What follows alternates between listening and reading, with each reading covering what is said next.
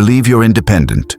You believe your choices are your own, your opinions are yours, your decisions are self-made. That belief feels good. It also makes you extremely easy to control.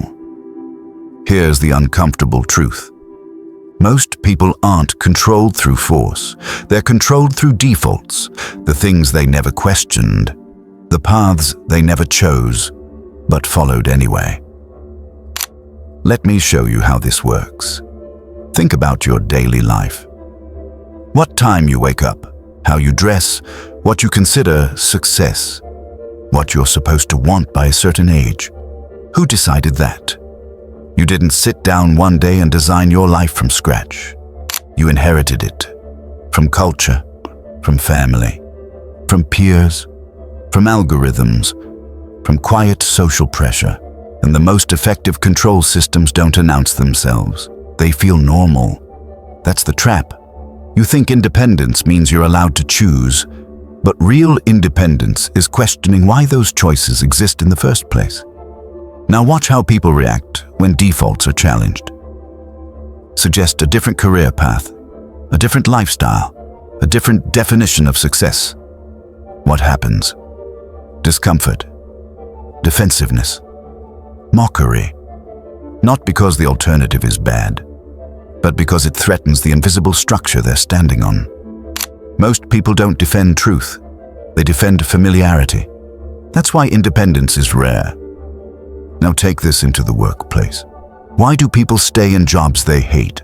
Not because they love the work, not because it's fulfilling, but because leaving would require thinking outside the default script. Salary, title, stability, approval. Walking away would mean facing uncertainty, and uncertainty terrifies people more than unhappiness. So they call it being realistic. That's not realism. That's obedience dressed up as maturity. Now let's go deeper. Why do people adopt opinions so easily?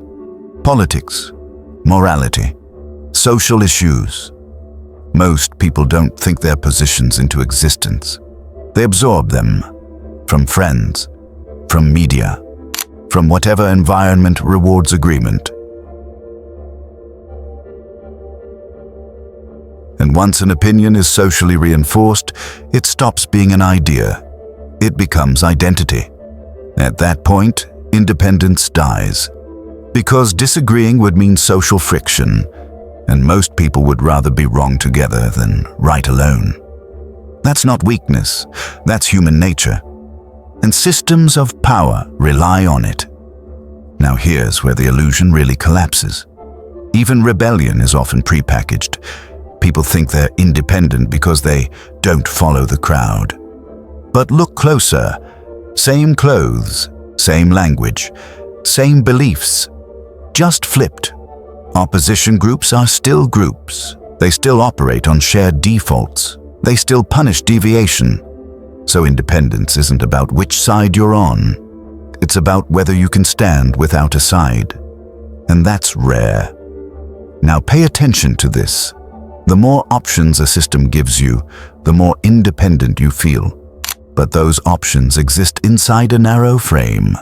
You can choose brand A or brand B, career X or career Y, opinion left or opinion right. You feel free because you're choosing, but you're choosing between pre-approved paths. That's not freedom, that's guided movement, and the system doesn't need to control you actively. You'll self-correct, you'll censor yourself, you'll adjust your tone, you'll avoid saying certain things, not because someone told you to, but because you sense the consequences. That's the most efficient form of control.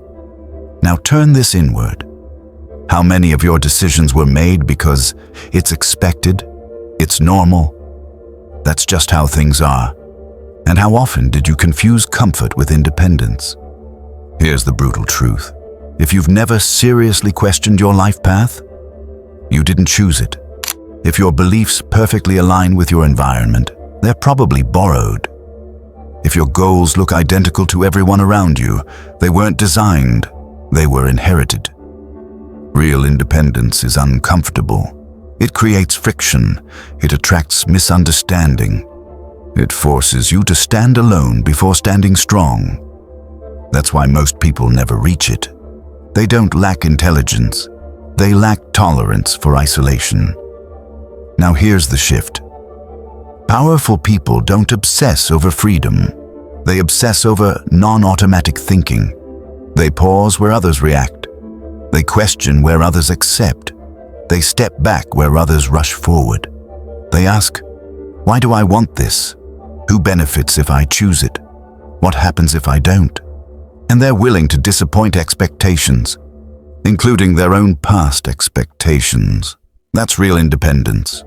Not rebellion, not noise, but conscious choice. And the moment you start choosing consciously, you become unpredictable. And unpredictability is power. Stay sharp.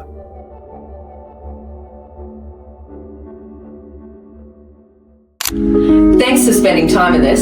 If this sparked a new way of thinking, hit like and subscribe to keep the ideas flowing. And don't forget, check the description for the links to the resources and the original books we used today. We'll see you in the next one.